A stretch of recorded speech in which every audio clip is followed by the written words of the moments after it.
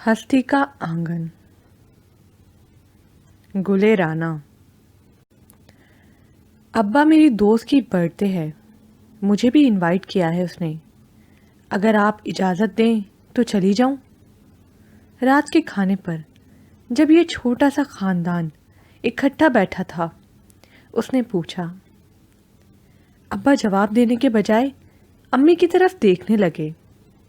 मैं जानती हूँ राना की उस दोस्त को, अच्छी लड़की है।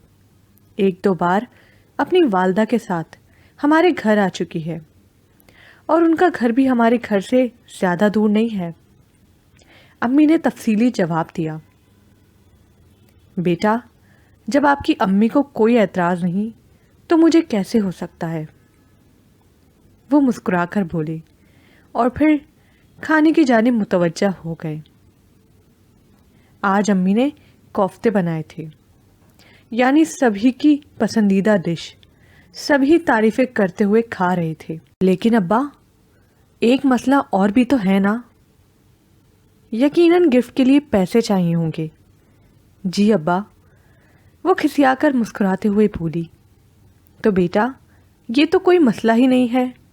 शुक्र है तुम्हारी फ्रेंड महीने की शुरू तारीख में पैदा हुई है। कितने पैसे चाहिए? अब्बा, मैं और मेरी फ्रेंड सानिया मिलकर गिफ्ट देंगे, इसलिए 200 दे दीजिए। खाने के बाद उसने बर्तन समेटे और किचन में आकर धोने लगी। साथ ही चाय भी चूल्हे पर रख दी कि अम्मी और अब्बा रात को खाने के बाद चाय ज़रूर लेते थे। दोनिया और छोटा जफ़र सहन में जाकर खेलने लगे। मौसम बदल रहा था और अब पहले की तरह गर्मी नहीं रही थी और शामें तो बहुत खुशगवार हो गई थी। अम्मी अब्बा भी छोटे से आंगन में कुर्सियां डाले बैठे थे। वो दोनों के लिए चाय लेकर आई, ट्रे सेंटर टेबल पर रखी और ख़ुद भी वहीं बैठ गई। राना बेटा, मैं और तुम्हारी अम्मी अभी बात कर रहे थे। मौसम बदल रहा है। अगर एक बारिश होगी तो सर्दी अचानक आ जाएगी। किसी रोज़ बाज़ार चलते हैं, कुछ सर्दियों के कपड़ों की शॉपिंग कर लें। आप और अम्मी चले जाएं ना, मुझे बाज़ार के रश से बड़ी उलझन होती है। तुम साथ चलती, वरना तुम्हें किसी कपड़े का रंग पसंद नहीं आएगा, किसी के प्रिंट पर एतराज़ होगा। अम्मी के कहने पर वो सोच में पड़ गई कि उसे वाकई बाज़ार जाते हुए उलझन होती थी। मिडिल क्लास तबके की शॉपिंग के खुसूसी बाज़ार, जहाँ शदीद रश होता था। आवारा मिजाज लड़के जानबूझकर लड़कियों से टकराते थे। इसकी 17 साला ज़िंदगी एक मखसूस खुशबाश प्यार भरे माहौल में गुजरी थी। अम्मी अब्बा और 2 छोटे बहन भाई। अम्मी का मैका दूसरे शहर में था, जहाँ से कभी कभार खाला अपने बेटे अयास के साथ 2-4 रोज़ के लिए आ जाया करती थी। अब्बा के सौतेले बहन भाई तो बहुत से थे, लेकिन ज़िंदगी के पहले 12 बरस उसने किसी की सूरत नहीं देखी।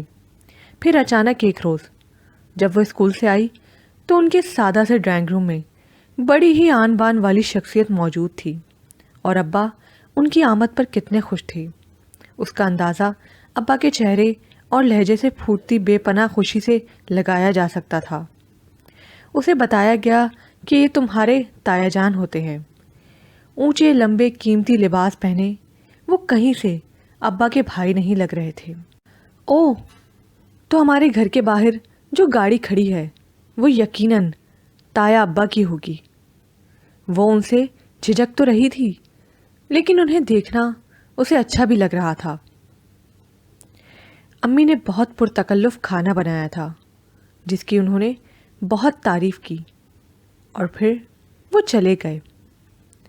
और फिर पूरे 3 साल बाद जब वो मैट्रिक का इम्तिहान देकर फ़ारिग हुई थी, तब उनकी आमद हुई। पहले की तरह सिर्फ 2 घंटे के लिए ही आए और चले गए। ताया अब्बा को आपसे प्यार नहीं है अब्बा, इसीलिए तो इतनी देर के बाद आते हैं। वो बहुत मसरूफ़ आदमी है बेटा, और फिर वो मेरी तरह रिश्तों को तरसे हुए थोड़ा ही है। उनकी 3 बहनें भी हैं और उनके साथ उनका बहुत मिलना है। ओह अब्बा, आपकी बहनें भी हैं? आपने कभी बताया क्यों नहीं? وہ پرجوش ہوئی تھی۔ ہاں بیٹا، مجھے تمہیں یہ سب بتانا چاہیے تھا۔ اصل میں تمہارے یہ تایا اور ان کی 3 بہنیں میرے سوتیلے بہن بھائی ہیں اور انہیں مجھ سے کوئی دلچسپی نہیں ہے۔ تمہارے تایا کا نام علیم الدین ہے اور یہ کامیاب بزنس مین ہے۔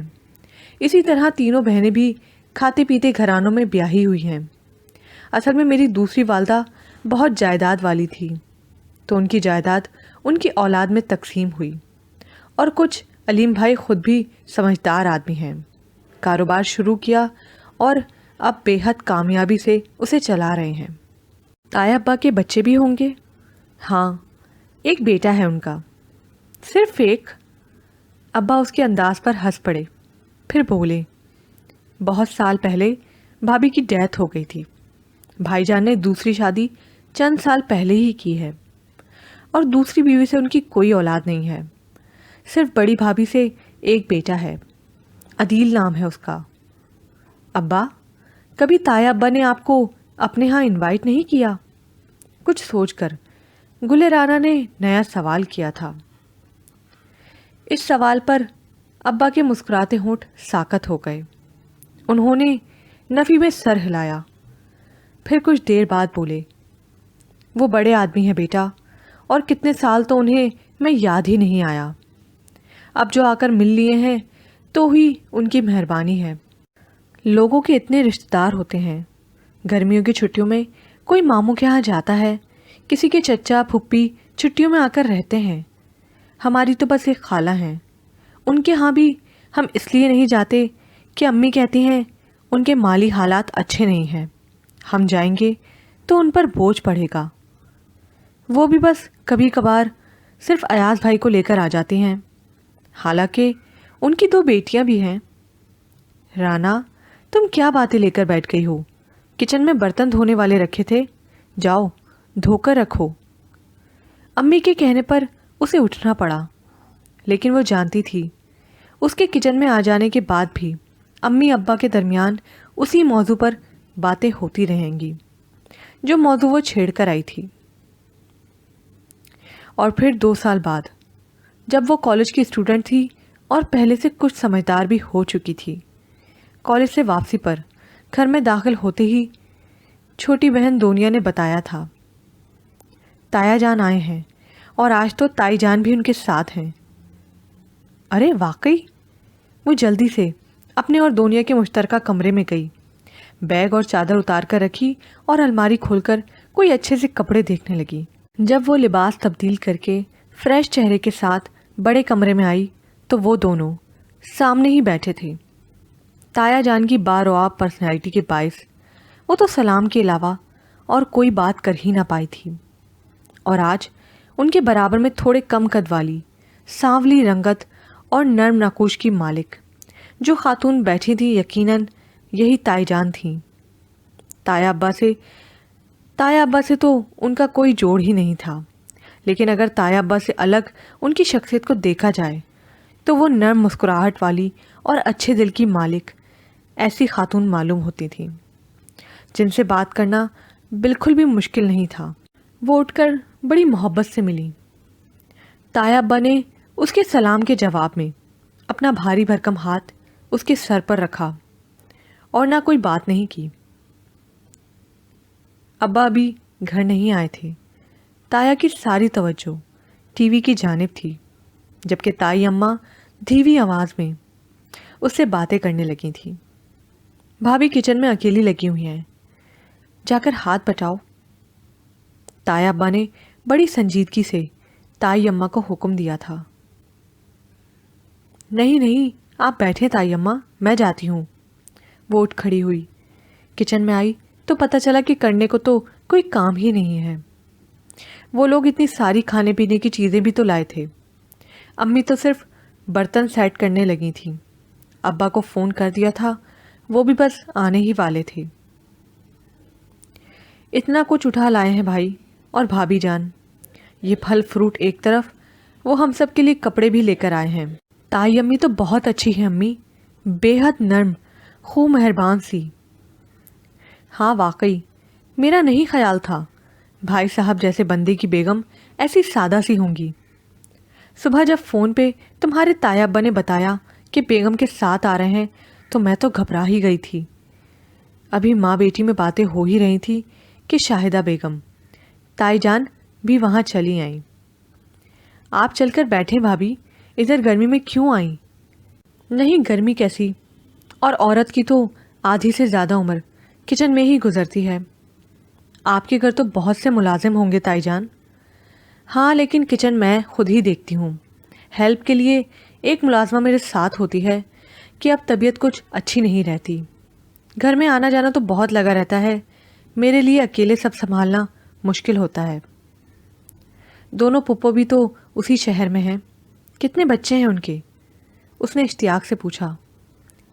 तुम्हारी बड़ी फुप्पो की 2 बेटियां हैं और छोटी फुप्पो के 2 बेटे और 1 बेटी है। आते रहते होंगे आपकी तरफ। उसका इश्तियाक बोल रहा था। हाँ, उनके बच्चों की अदील के साथ बहुत दोस्ती है, आते रहते हैं, उन्होंने सरसरी से अंदाज में कहा। फिर अम्मी से पूछने लगी, फ़ोन पर बात हुई भाई से, कब आएंगे? और आपके छोटे बच्चे किधर हैं, नज़र नहीं आ रहे? ये तो उसे खाने की मेज़ पर पता चला कि ताया अब्बा 2 रोज़ के लिए आए हैं। वो तो अपने काम में मसरूफ़ रहेंगे, लेकिन ताई जान उनके यहाँ ठहरेंगी। शाहिदा बेगम उम्र में उसकी अम्मी आसिफा के बराबर थीं, लेकिन अम्मी की तरह उनके चेहरे पर एतमाद और रौनक नहीं थी, खुसूसन ताया अब्बा के सामने। वो तो किसी शागिर्द की तरह मुअद्दब और सहमी हुई दिखाई देती थी।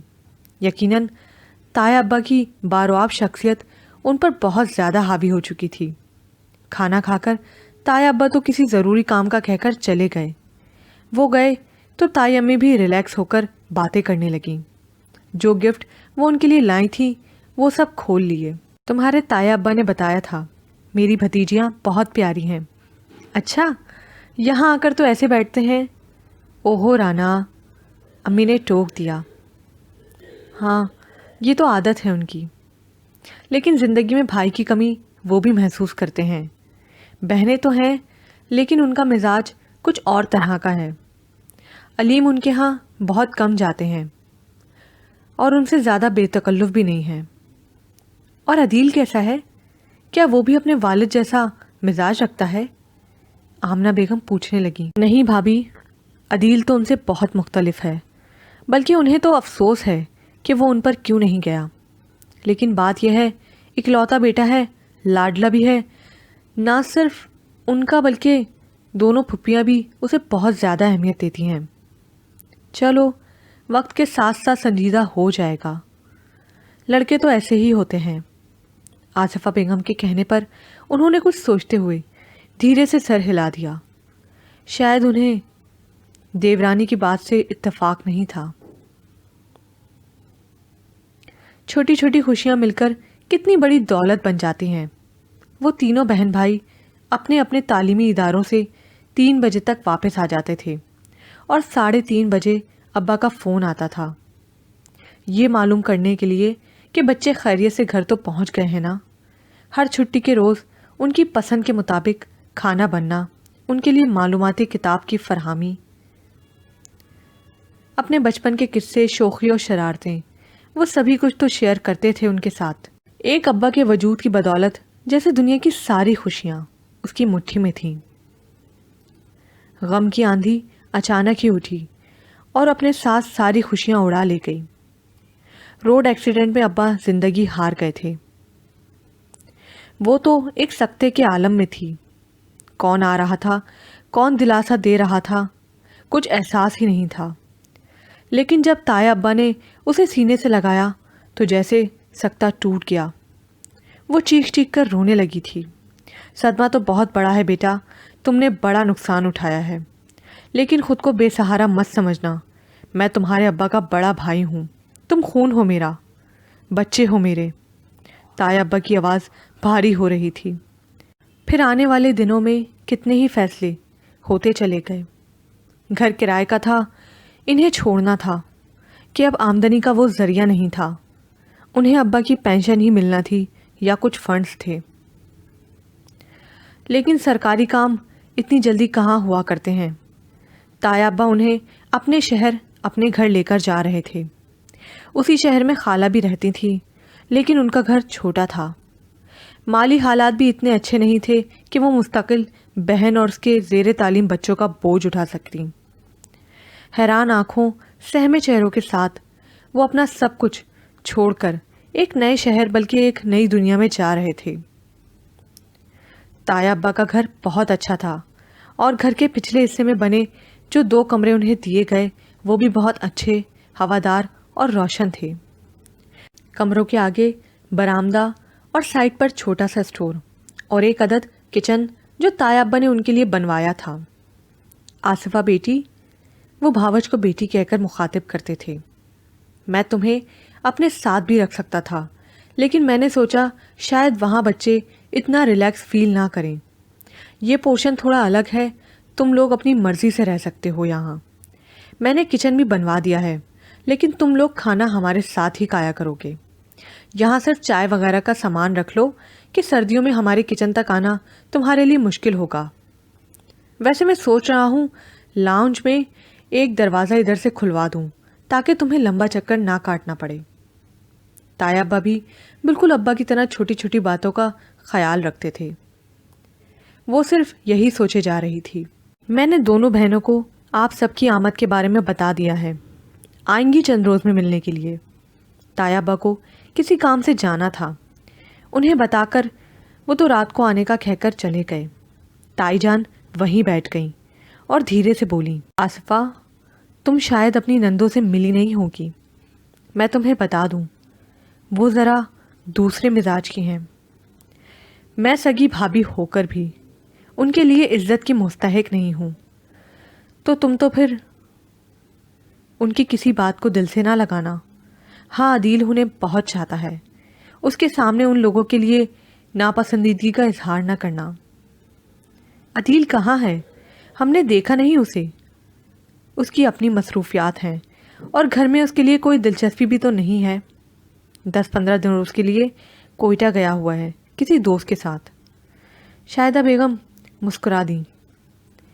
ایک خدشہ جو یہاں آتے ہوئے تھا، پتہ نہیں نئی جگہ ان کے ساتھ کیسا سلوک کیا جائے، اب بالکل مفقود تھا۔ یہاں پر یہ پارٹ اختتام کو پہنچا۔ مزید پارٹ سننے کے لیے اردو ناول زبر پرائڈ کو لائک کیجیے، سبسکرائب کیجیے، شیئر کیجیے، کمنٹ کرنا مت بھولیے گا۔